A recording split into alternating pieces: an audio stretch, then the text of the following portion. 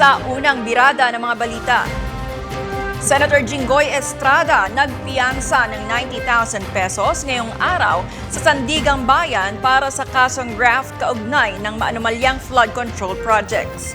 Ang kabuuang detalye ng balitang yan, ihahatid sa atin ni Gazi Sari.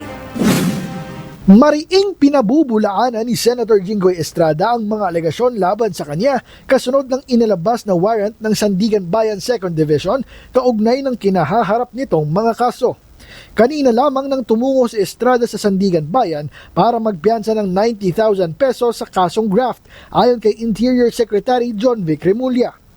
Ayon kay Estrada, ang pagpapiyansa niya ay isang legal remedy na maaari niyang gawin alinsunod sa hudikatura at uubusin umano niya ang lahat ng legal na hakbang upang ipagtanggol ang kanyang sarili at linisin ang kanyang pangalan. Kasama sa mga may arrest warrant si Department of Public Works and Highway Secretary Manuel Bonoan sa kahiwalay na kaso.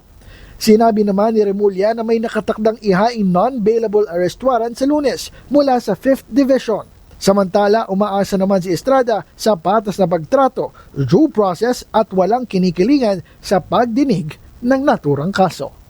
Para sa DHCV News, ako si Gazi Sarip, nag-uulat. Maraming salamat sa iyo, Gazi Sari.